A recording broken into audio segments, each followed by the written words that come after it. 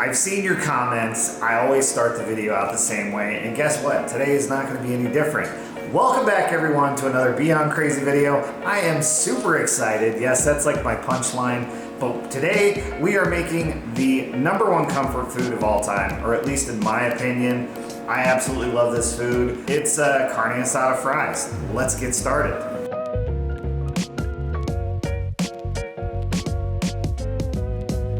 Wash your potatoes, guys. They grow underground. That's disgusting. You would put that in your mouth without washing it? I mean, come on, really? Super basic pico, everyone knows the recipe already. I decided to appease Kraz just a tiny bit. I'm going to put a jalapeno in it just because I'm not going to be doing, I chose not to do any type of like homemade salsa or anything just because for the people that are going to be eating this, they don't like it super spicy. So I'm going to use some natural spices, some more aromatic spice. I'm going to use a little bit of radish that I'm going to ribbon up, and then yeah, should be good. Surprise charges. Sweet. So it's been brought up many times before. Not everyone has a fryer, so I'm going to show the process of doing this just the way that I would fry things with just traditionally with peanut oil. I don't usually temp it either. I just let it come up to temperature. I let it like sit probably about like 10-15 minutes, and then I'll show you what testing the heat looks like without throwing water in it because that can be a huge mess. So I'm actually going to save this container. Please make sure that if you are doing frying at home, you are responsibly getting rid of your oil. It's a real pain for everybody. If you try to put it down your drains, it's probably not even going to make it. Probably going to give you a bunch of headache. So this, I'm going to let it cool off. I'm going to strain it out and then most likely just put it right back inside the same container because you can use this a couple of times as long as you're diligent about cleaning it out. It can be used a few times. So I'm gonna start with the marinade. So it's gonna be 1/3 of a cup of olive oil. I'm just gonna eyeball this because this is not a 1/3 cup. I'm gonna use tamari. It's just low sodium, so it's low sodium soy. You're gonna do equal parts low sodium soy to, I'm gonna use about 1/4 of a cup to orange juice. It's gonna be 1/2 cup of cilantro, as small as you can get it without bruising it. So don't go through a second time and mince it, but just as small as you can get it that first time through. Okay, so I did the salt and pepper. I added in our 1/2 cup of cilantro that I just went ahead and diced down. I'm gonna do 2 tablespoons of lime juice. I'm gonna use, we've got this elephant garlic still, which are these massive cloves of garlic. So I'm just gonna go ahead and throw one of these through a press, put that in there. And then I'm also going to come in and do 1 jalapeno. I'm gonna cut this down smaller than a dice, but not quite a mince. I'll show you just in a second what that looks like. Sweet. So traditionally to dice these down, you just do this. You'd cut all the way through it, turn it 90 degrees once more. I'm gonna go ahead and just turn it like 45 degrees, and then I'm gonna do a 180 on it so that it's twice as cut down as it ordinarily would be. I'm gonna just do a single pass. I'm gonna finish this off with 1 teaspoon of ground cumin. Perfect.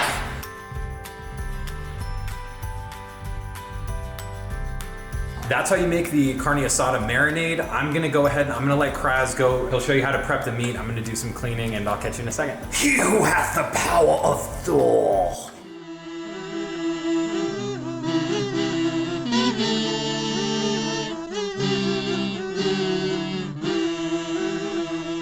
The best part about carne asada is how tender the meat gets. Now there's a couple of different things that we're doing to tenderize the meat. So if you don't have one of these tools, you can absolutely use a fork.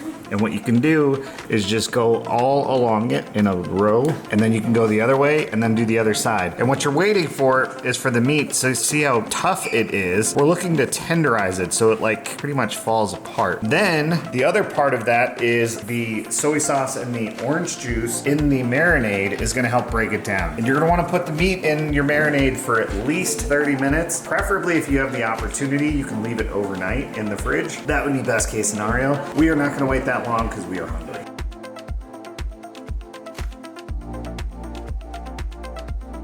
So these were pretty much the same size when they started, and now look at it. And it's nice and tender all the way through. Now we're gonna take this, put it in our marinade, and we let it sit. I love carne asada. So in Arizona, I'm not sure if Filiberto's is nationwide. Is it nationwide? I'm not sure. Anyways, in Arizona, we have a restaurant called Filiberto's, and a lot of our houses that we've owned have been very close to Filiberto's. I absolutely love Filiberto's, amazing Mexican food. My #1 thing there is carne asada fries. So I've always loved this, and like I said, this, in my opinion, is like the #1 comfort food. If I'm having a rough day and I'm hungry, I would probably go go to Filiberto's to get some carne asada fries. Now pretty much every Mexican restaurant I've ever been to has some version of the carne asada fries. Up in St. John's, they call them super fries. Anyway, so I'm super excited for this. I'm super hungry, and it's like 3 o'clock in the afternoon. So I've got 8 ounces of sour cream. I'm gonna do the juice of 1 lime, and then I'm gonna do 2 pinches of salt, and that's gonna be it for the crema that's gonna go on top. Opted to do a smaller amount because it's really hard to gauge how much people are gonna actually eat this. So I'm gonna do guacamole, and we had this like long discussion the last time about doing guac and like what should go in it. I'm gonna ignore that entire conversation, and I'm just gonna do it my way. It's just going to be avocado and salt. Best 1 of 1. Loser's gotta take a big old bite. I missed 1 onion, so Tristan and I are gonna rock, paper, scissors for who has to take a nice big bite out of it. Oh, that was so late. We have the video evidence how late that was. Did you watch him do that?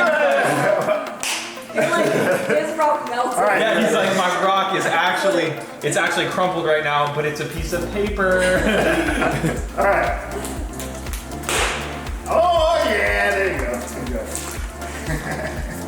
Ooh, he just took a big old bite. You have the onion? Yeah. Why are you still chewing? Spit it out.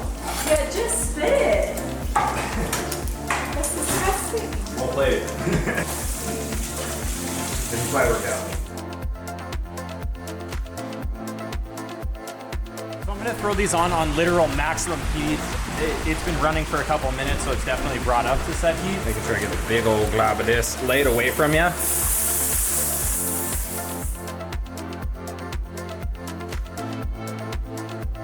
So now that those are on, I'm gonna leave those on, like it's as hot as it can go right now. I'm gonna leave those on for probably about 5-6 minutes, see where they're at, and then flip it. Should be like half the time on the other side. Should be good. I was talking about earlier about checking the temp on this. I don't recommend throwing water, and I know a lot of people will be like, oh yeah, just flick a little bit of water into it and make sure it like boils and gives you that loud pop back sound. The problem with that is sometimes if it's not hot enough or if it's too hot, it can cause it to do weird things. And I'm not gonna lie to you, I'm not any kind of scientist of hot oil, but the way that I was taught to do it was to take the stem of a root vegetable. This is a piece of the stem of cilantro, and I'm just gonna toss that in there. So it's floating back up to the top and it's giving me bubbles, so that means that it's within the range. If that would have started over boiling or doing absolutely nothing, if it did nothing, that means that the oil temp is too low. And if it was way too hot, I would have thrown that in there and there would have been a pop back reaction, which is when you would have seen popping oil everywhere. So I'm just gonna go ahead and take this out, and then I'm going to put in the first part of our fries. So the fries that were sitting inside an ice bath, that was to prevent them from oxidizing. What I'm gonna go ahead and do now is just put them on a sheet tray, throw down a couple of paper towels, take up as much of that liquid as possible because we're introducing it to oil. We don't want to get any of that pop back we talked about. See how it's coming to the edge right here? That just means that I'm gonna take a second. I'm gonna let that water cook out of that oil, and then it'll even itself back out. For as long as I've had this thing and used it, everybody's like, you're doing it wrong, it's upside down. You're supposed to do it this way, or you're supposed to do it this way. I have found that I just do it both ways. Voila. I'm not sure we went over it, but this is, I believe, roughly 6 medium white onions. This was roughly 8 Roma tomatoes. This was 4 jalapeno peppers, no seeds, finely chopped, and 1 head of cilantro, 4 limes juiced, and then some salt. We give it a quick taste to make sure it's seasoned properly. I didn't put any pepper in it. Oh, that's perfect. Yeah? Oh yeah, very good. Cool, I'm gonna get the fry mix ready. I'm just gonna use a small amount of smoked paprika, dried parsley. I'm gonna break it up a tiny bit. It's gonna be going on to the fries that are coming fresh out of the oil. We're not gonna dry the fries, so this is gonna help make all this stick to the actual fries. And then salt and pepper to taste. Let's play it.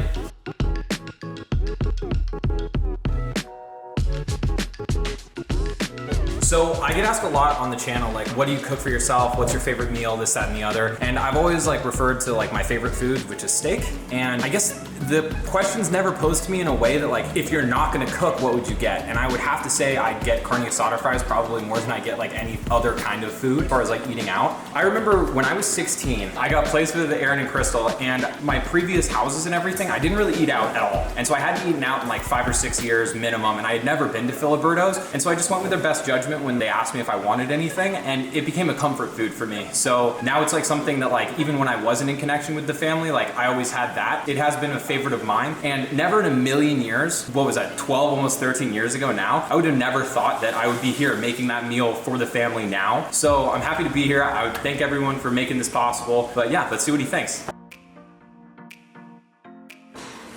Yummy. Oh yeah, there we go. Perfect bite.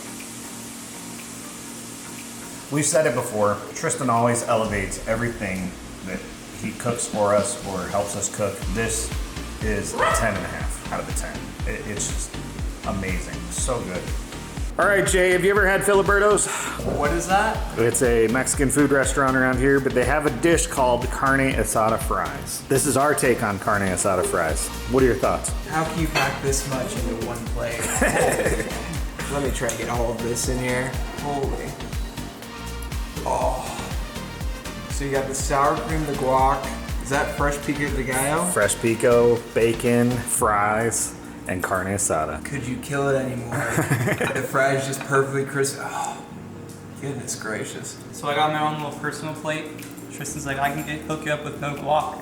The mark plate now. No guac? That's a crime, bro. Take me in. Take me. Jay is leaving for the day. Lucas wanted to give it a try. I'm starving. What are your thoughts on carne asada fries? You've eaten at Filiberto's before, yeah? I like them. Or the super fries from St. John's? Yeah, I think I get those every time I go. Excellent. Filiberto's. Give it a try, Just gotta get everything in one plate. right? That's the important part. That's really good. Yeah? Yeah, I like that. Excellent. I'm glad you like it. Enjoy. Thank you. Yeah, it's been about 15 minutes. I'm still working on my plate, just pondering left and right. You know a food is good when it makes you ponder the universe. Thank you guys so much for joining us on today's Beyond Crazy video, making carne asada fries. They were absolutely fabulous. They're the best carne asada fries I've ever had. Now I know, restaurant and homemade, they can't compare, and we keep proving that with every video that we do.